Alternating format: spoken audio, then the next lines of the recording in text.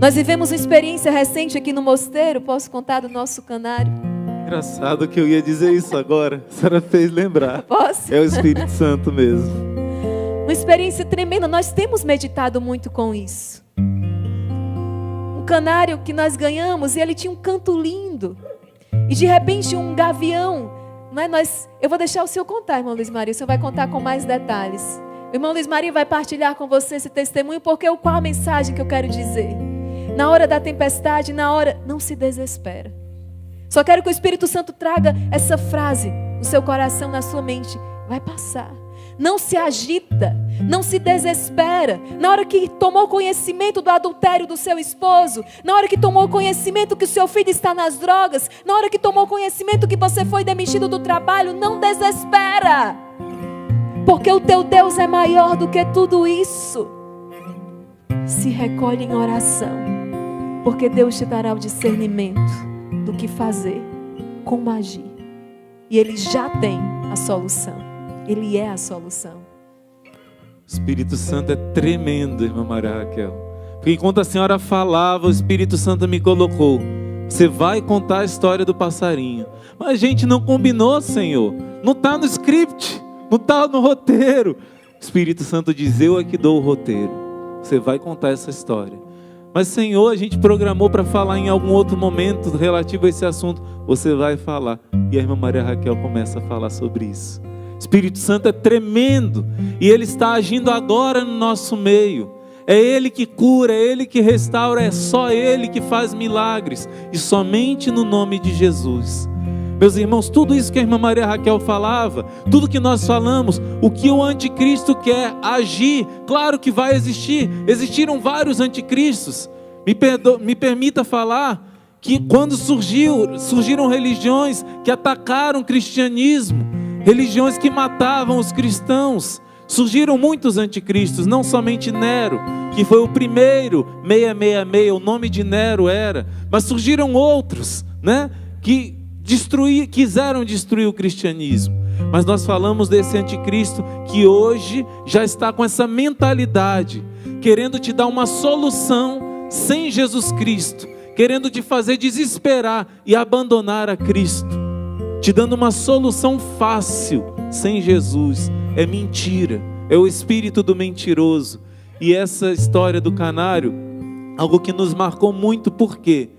Porque depois que aconteceu, foi um motivo de tristeza, sim, mas depois que aconteceu, nós entendemos que Deus estava dando uma lição para nós e para esse exército. Por quê? O que aconteceu? Nosso irmão João da Cruz conseguiu esse canário e mais 3 outros passarinhos para alegrar nosso mosteiro. Os 3 outros passarinhos cantam bem pequenininho, né? Bem pouquinho. E esse canário cantava que era uma maravilha. Eu falei, Senhor, o Senhor fala na tua criação. Eu comecei a conversar com o canário. Falei, cante para glorificar o nome do Senhor. Cante para glorificar a Deus. E ele começava a cantar com aquela alegria. Falei, Senhor, esse canário está me entendendo? Ou são os anjos que estão se unindo aos animais, né? E eu gostei de conversar com o canário. Comecei a conversar.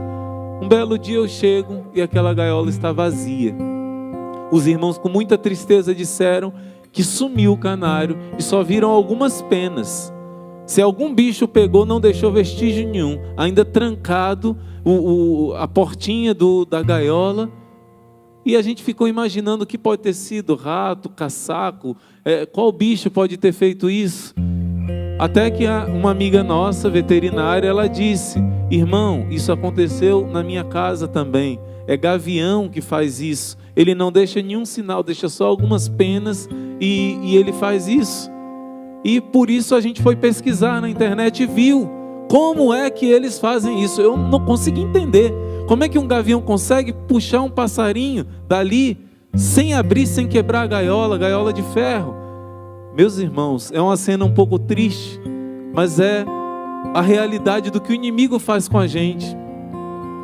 Quando o gavião chega na gaiola, o passarinho fica desesperado. Ele começa a voar de todo jeito. E o gavião só faz esticar a sua garra e a sua unha prende aquele canário. Depois que ele prendeu o canário, ele começa a bicar, começa a se alimentar.